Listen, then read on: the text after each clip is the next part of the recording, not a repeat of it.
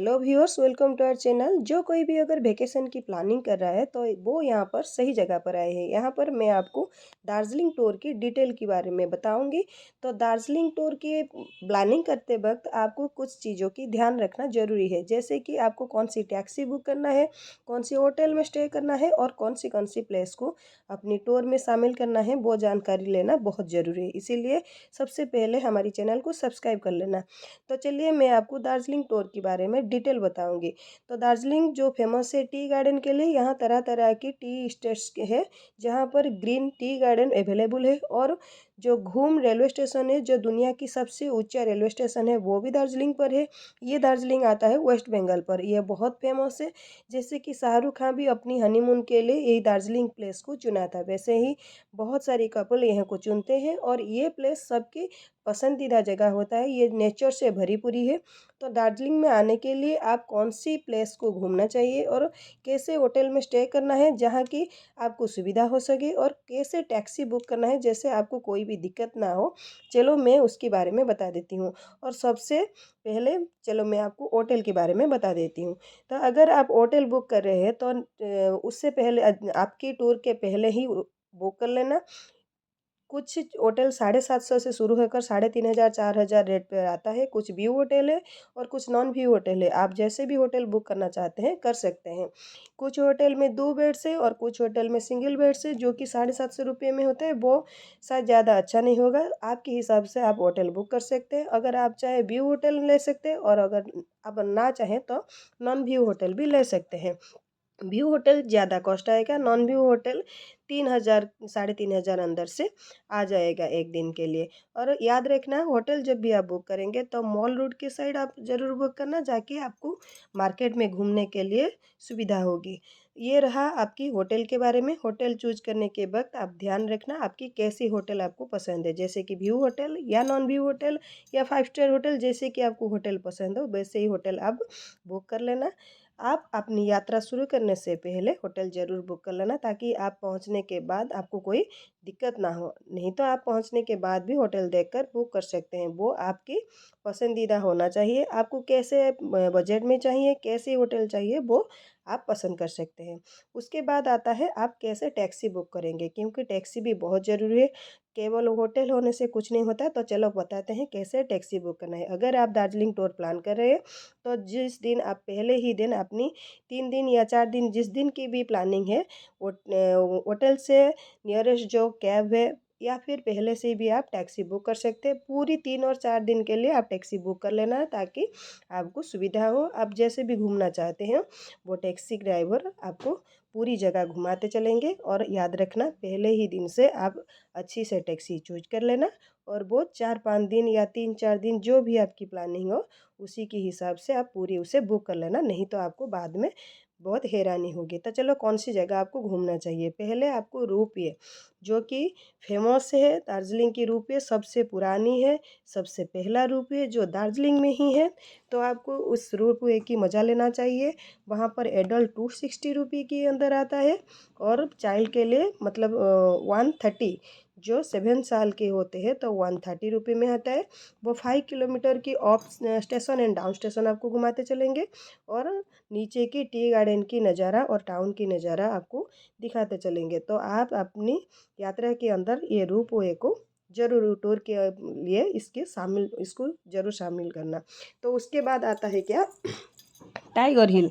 जो टाइगर हिल आता है, टाइगर हिल दार्जिलिंग में आपको सुबह सुबह मतलब 3:30 4 बजे तक आपको पहुंच जाना चाहिए, ताकि आप जो सनराइज़ की पहली व्यू देख सकेंगे। और सनराइज जब होता है तो उसकी व्यू देखने लायक है। जो भी नेचर की प्रेमी है तो उनको तो दिल छू जाएगा वो। और उसी की साइड में जो कांचनजंगा है, कांचनजंगा की लुक भी बहुत ही प्यारा लगता है, क्योंकि जब भी सनराइज होता है तो सन के रे जाकर कांचनजंगा के ऊपर पड़ता है। वो ऑरेंज कलर की बहुत सुंदर दिखता है। ये रहा टाइगर हिल की सनराइज की व्यू। इसको देखने के लिए आपको पूरी सुबह सुबह वहाँ पर निकल जाना चाहिए। और लौटने की वक्त उसकी टिकट लगता है, पर जन 70 रुपीज़ देना पड़ता है, चाहे वो एडल्ट हो या फिर चाइल्ड। इसको आप कभी मिस मत करना। तो जब भी जाए तो टाइगर हिल की ये कांचनजंगा और सनराइज व्यू ज़रूर देखना। लोग यहाँ को ये इस व्यू को देखने के लिए सुबह-सुबह वहाँ हाज़िर हो जाते हैं। उसके बाद जो आता है वो है टॉय ट्रेन। ये टॉय ट्रेन आप जो स्टेशन से भी बुक कर सकते हैं या जो बतासिया लूप है वहाँ पर आप जाके बुक कर सकते हैं। टॉय ट्रेन जो भी आते हैं दार्जिलिंग, तो टॉय ट्रेन अगर बुक नहीं किया, अगर उसमें नहीं घुमाए तो उसका मज़ा आपको पूरी तरह नहीं आएगा। तो इसको भी ज़रूर लेना। उसके बाद आता है घूम स्टेशन, जो कि दुनिया में सबसे ऊंचा रेलवे स्टेशन है। तो घूम स्टेशन को भी अपनी पैकेज के अंदर, टूर पैकेज के अंदर शामिल कर लेना, ताकि ये आता है 7402 फीट पर आता है दुनिया की सबसे ऊंचा रेलवे स्टेशन, उसे भी घूमते जाना। उसके बाद आता है बतासिया लूप। यहाँ पर तरह तरह की जो स्पेसीज की फ्लावर होते हैं जो दुनिया में कभी भी कहीं भी नहीं मिलता है, इस बतासिया लूप में है। और यहाँ पर आप नेपाली लुक लेकर फ़ोटोशूट भी कर सकते हैं। और यहाँ पर आई लव दार्जिलिंग का जो बोर्ड है वहाँ पर भी आप फ़ोटो खींच सकते हैं।